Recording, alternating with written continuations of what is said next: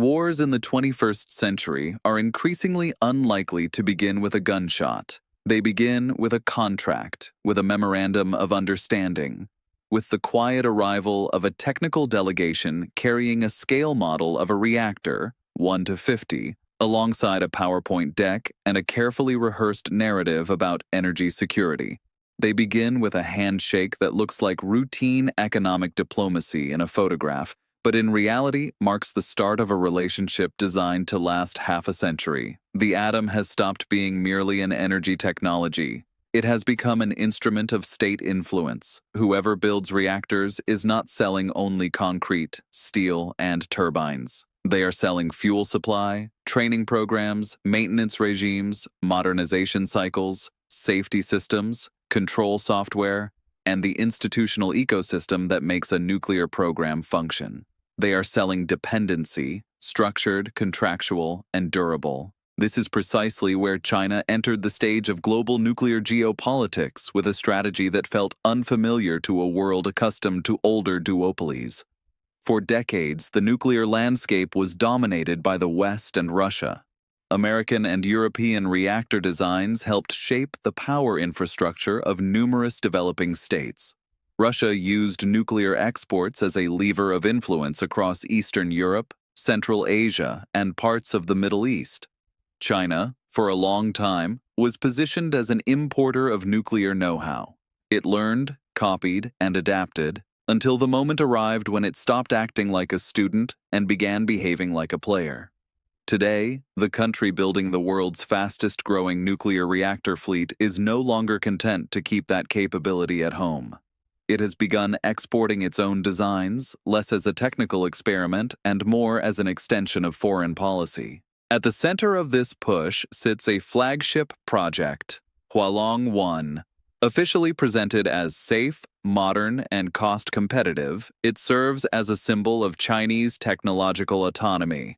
In practice, it is also a key for entering markets where governments want nuclear power but do not want to be locked exclusively into Western or Russian systems. For states navigating a multipolar world, China positions itself as the third path, an alternative source of technology, finance, and long-term partnership. For many African countries, nuclear power has become a tempting promise. Stable electricity, reduced dependence on imported fossil fuels, industrial credibility, a kind of technological prestige, the sense of joining an elite club of modern states. Yet behind the promise sits a structure that few politicians explain in full, because it is easier to talk about sovereignty than to talk about the architecture of reliance that follows. A nuclear power plant does not end on the day it is inaugurated. That is when its political role truly begins. Fuel must be delivered continuously and predictably. Maintenance must be performed by certified teams. Safety systems require upgrades and audits. Operators must be trained, retrained, and integrated into international compliance frameworks. Waste must be managed through procedures that stretch across decades. Every one of these elements binds the recipient state to the supplier of technology, not for an election cycle, but for generations. China understands this with absolute clarity. That is why it does not sell reactors as isolated products. It sells packages marketed as energy sovereignty that, in reality, function as packages of long-term influence. Nuclear exports become geopolitical anchoring. In Africa, this strategy often comes wrapped in the language of modernization. Nuclear projects are presented as civilizational leaps, proof that a country is stepping into the future. They are also, quietly, instruments of political alignment. A state that signs a major nuclear agreement with Beijing frequently begins to behave differently in international organizations. It starts recalibrating its posture toward Western partners. It begins to treat China as a strategic pillar rather than a transactional investor. This is not conspiracy theory. It is the logic of critical infrastructure. When your power grid depends on foreign fuel, foreign service teams, and foreign technical know-how, your foreign policy can no longer be fully autonomous. Even if sovereignty remains intact on paper, flexibility shrinks in practice. Dependence may not look like occupation, but it functions like leverage. This is why the United States and the European Union have increasingly framed China's nuclear expansion as a strategic threat rather than mere commercial competition. The question is not who sells more reactors. The question is who constructs the network of energy alliances that will shape global power for decades. The West has tried to respond. Export support mechanisms have expanded. Initiatives promoting small modular reactors have been presented as an alternative to large Chinese projects. Scientific cooperation frameworks, training programs, and new financing models have emerged. Yet a structural challenge remains. China can offer a package that Western governments often cannot or will not match. Fast financing, state-backed credit guarantees, construction of accompanying infrastructure, political conditionality that is often more flexible, or at least framed as less intrusive. For developing states with massive energy deficits and limited fiscal space, that combination can be extremely persuasive. In Africa, nuclear power has become a new currency of prestige. Political leaders speak of energy sovereignty, but rarely linger on long-term costs, fuel dependence, technological asymmetry, environmental risk, institutional strain. At the same time, nuclear energy has become part of a broader global contest for influence. China builds, Russia offers its own systems, the West tries to re-enter the game, and Africa sits at the center of this triangle. That is not accidental. The continent's energy demand is growing rapidly. Its population is expanding, its industrial ambitions are rising. Yet its energy infrastructure remains constrained and in many countries unreliable. This makes Africa an ideal testing ground for the next generation of nuclear exports, both as technology and as geopolitics. There is, moreover, another dimension that never entirely disappears, even when everyone insists projects are purely civilian: the military shadow. Officially, nuclear programs in Africa are framed as peaceful development tools. Yet the atom carries inherent dual-use potential. Technical expertise, engineering cadres, fuel cycle infrastructure, institutional capacity, these can serve multiple ends. Which is why nuclear projects are never examined only by economists and energy planners. They are watched by intelligence services, security analysts, and non-proliferation institutions. A state that develops a nuclear sector becomes, automatically, a more complex actor in the landscape of international security. China knows this. In its strategic imagination, the atom is not only a source of electricity, it is a component of superpower status. Reactor exports become influence exports. Fuel exports become dependency exports. Know-how exports become a form of soft power that accumulates over time, quietly, through the routine of maintenance schedules and training pipelines. In this sense, nuclear energy has become a new kind of weapon, one that does not destroy cities, but builds long-term structures of authority. It creates leverage without sirens, pressure without troop movements, dominance without flags. And Africa has become one of the main arenas where this logic is now tested. Every signed contract draws a new line of influence.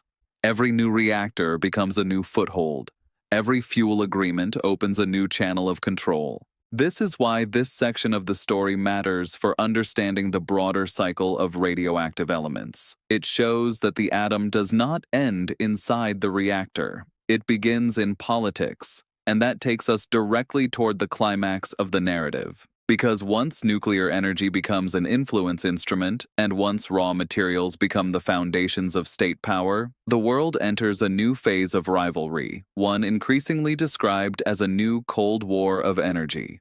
There is no Berlin Wall, no Iron Curtain, no missiles facing each other across fortified borders, and yet it is becoming difficult to describe the current era in any other terms than a new Cold War. Only this time the center of gravity is not ideology. It is radioactive elements, fuel cycle architecture, and energy infrastructure. This war is not fought on staff maps. It is fought in contracts, technical standards, ports, enrichment facilities, and the quiet decisions over who supplies fuel to whom, and who will be cut off from the nuclear oxygen of a modern economy. One side is China, which has moved in 2 decades from a technology importer to a state building its own global nuclear ecosystem. The other is the West, primarily the United States and the European Union, realizing that it has lost its monopoly over shaping the future of nuclear energy. Between them stands Africa, not only as a resource supplier, but as a geopolitical maneuver space. The new nuclear Cold War began quietly. When China launched its massive domestic reactor build-out, much of the world interpreted it as internal modernization. The shift became undeniable only when Beijing began exporting its technology while simultaneously securing uranium across Africa. At that point, it was clear the project was no longer only about electrons on the grid. It was about the architecture of global power. Because nuclear power does not function like oil or gas. Oil can be bought on spot markets. Gas can be shipped by tanker. Nuclear energy requires long-term relationships, technological trust, oversight, institutional cooperation, regulatory continuity. Whoever controls nuclear systems controls networks of dependency that are extremely difficult to sever without political and economic cost. In Washington, the language of nuclear fuel supply chain security became more prominent. In Brussels, reports began warning of strategic dependence on non-Western nuclear technology. In think tanks, a new phrase gained traction: nuclear influence networks, structures of leverage built through reactor exports, fuel contracts, and training pipelines. The West responded, but its challenges were structural. It launched support programs for domestic nuclear industries. It promoted small modular reactors as a competitive alternative. It expanded cooperation initiatives with African partners, offering training, research grants, technical assistance. Yet China was not behaving like a private corporation. It was behaving like a state executing a long-horizon strategy. It could subsidize projects, extend cheaper credit, accept longer payback periods, and link nuclear deals to broader packages: ports, railways, grid infrastructure, industrial zones. That was the kind of offer the West struggled to match, and so Africa became the testing ground for a new nuclear order. For many African states, nuclear power stopped being an abstract idea and became a practical development tool. Energy shortages restrain industrialization. Blackouts destroy production. Fossil fuel imports drain budgets. Nuclear energy begins to look like an answer. But every technology choice is, inevitably, a political choice. A country signing with Beijing enters the orbit of China's fuel and service ecosystem. A country choosing Western models faces different financing conditions and regulatory expectations. Many therefore try to balance, negotiating with both sides, extracting better terms through competition. For the first time in decades, Africa is not merely an object of great power strategy. In many cases, it is learning to use its position, its uranium, its deposits, its markets, its logistical geography, as bargaining power. Yet this bargaining comes with a darker underside. Rising rivalry increases pressure to extract faster. It accelerates investment decisions. It encourages the shortening of environmental procedures and the quiet sidelining of social concerns. The atomic competition can intensify the tempo of exploitation. Meanwhile, another actor watches with growing strain: the International Atomic Energy Agency. Its mandate is to oversee peaceful nuclear use, but the scale, speed, and diversification of nuclear projects worldwide are pushing monitoring systems toward overload. The new Cold War is not about threatening to launch nuclear weapons. It is about building energy spheres of influence: who supplies fuel to Africa, Asia, and the Middle East, whose technical standards will dominate future grids, whether the emerging nuclear infrastructure of the world will be Chinese, Western, or hybrid. It is a battle over technical standards that later become political standards. If reactors operate within one system, servicing is easier. If fuel comes from one source, distribution is easier to shape. If control software comes from one country, dependence becomes easier to engineer. This is soft domination. No flags on buildings, no military bases, yet real influence over critical infrastructure. Africa, in this configuration, is not merely a supplier of raw uranium. It is an emerging nuclear market. Population growth, urbanization, industrial ambitions, these translate into energy demand, and that means the contest for Africa's nuclear future has barely begun. What is most troubling is how little public debate accompanies this shift. People argue about electricity prices, climate targets, transition pathways. They speak far less about who controls nuclear fuel and what that control means politically. The new nuclear Cold War has no single front. It has thousands of contact points, mines, ports, enrichment facilities, reactors, bilateral agreements. It is dispersed, quiet, yet systemic. Its consequences will therefore be long-lived. Once nuclear infrastructure is built, it cannot be swapped out easily. Reactors operate for 40, 50, 60 years. Fuel agreements run across decades. Technical cadres are trained within specific systems. These are decisions that shape entire regions' futures, not merely their next budget cycle. Africa stands at a crossroads. It can remain a resource hinterland of the new atomic era, or it can try to become an active player, building technological competence and using great power rivalry to negotiate better terms. But any scenario requires something that has often been missing: long-term state strategy. Because the atom does not forgive improvisation. A mine built without rehabilitation planning leaves a scar for generations. A fuel contract signed without technology transfer locks independence. A piece of infrastructure built without local control turns a state into an operator of someone else's strategy. The central question then is not who will win the new nuclear Cold War. The deeper question is who will build a system that works for people, not only for graphs. Technology is not neutral. It is a tool. It can stabilize states or bind them.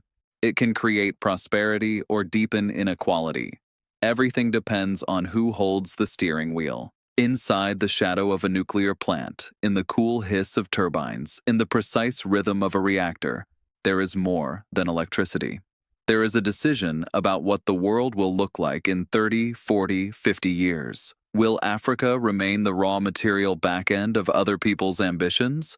Will it become a co-architect of the new energy era? Will the atom be a tool of emancipation or another mechanism of dependence? The elements alone will not decide. People will, through institutions, strategy, and political choices. For now, night over the mines remains calm. Convoys keep moving, ports operate without pause, reactors bring new blocks online.